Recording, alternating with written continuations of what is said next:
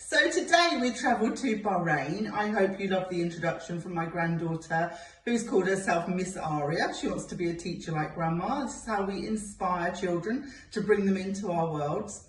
So what do we know about Bahrain? So Aria told us that it was an archipelago of around 33 islands. So I thought I would show you in this video how you can make your own landforms. So everything in Montessori does seem quite expensive. To have homemade versions is absolutely wonderful. And they're really fun and easy to do. And I think it extends the learning much further than the models that we can buy in the shops. So here we are then. We have Bahrain Montessori Centre in Bahrain featured on our page. Here's the children with all of their beautiful work. And the quote of today is, every action of the teachers can become a call and an invitation to the children. And I think that's quite apt when we see how Aria has decided to follow in my footsteps, helping with our displays of our different countries. So then we're going to look at the landforms. So I have this set in my classroom. This is quite a small set, you can see compared with my hand, but I love them because they fit in a shelf unit, so they're quite compact.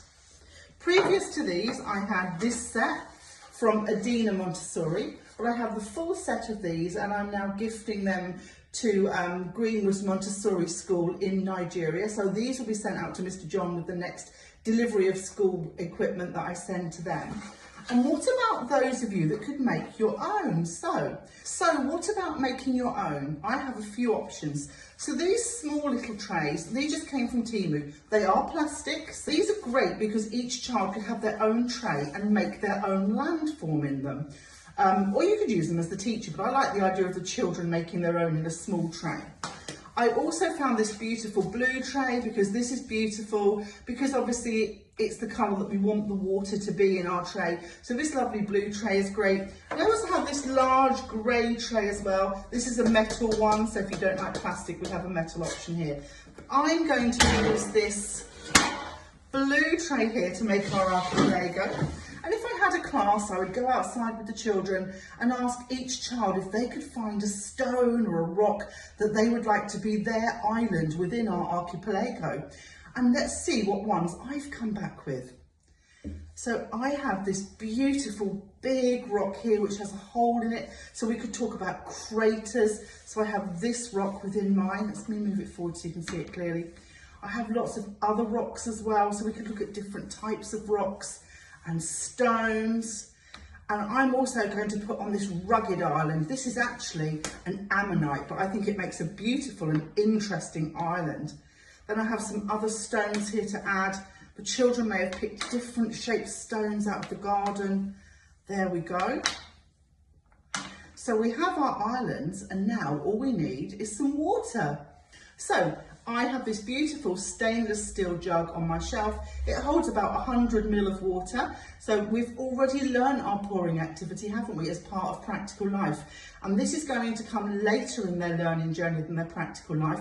So I know how to put my fingers through, my thumb on top, pick up my jug, 2 fingers for pouring, and I'm going to pour to represent the water, the sea, the ocean that's around. There we go, my islands. So that's our homemade version of our landform, the archipelago. Be inspired, go outside with your children, take some trays, even something as big as a builder's tray, the big ones that they mix up all their cement and things on. Take one of those out if you can, get the children to find their islands, then have a lovely big jugs of water and they can all do some pouring. You could even add some soil in here, add some leaves, little sticks. They could really be creative with their islands. It's such a wonderful thing. And I do have a little hidden secret with mine. If you're looking to get your child engaged in perhaps letters and they've been a little bit resistant, hiding underneath each of my islands, I have a little letter. So we could also then bring in our letters as a game within our islands. You could do it as a memory game. Where was island T hiding? Can you find it? We've got it. Or you could look at islands beginning with those letters as well and do an initial sound I spy. So lots of options there for you as we visit Bahrain, an archipelago, 33 islands, a beautiful amount if you have a lovely big class. And there we have lots of learning all in one area thanks to our trip to Bahrain. Thanks for joining me.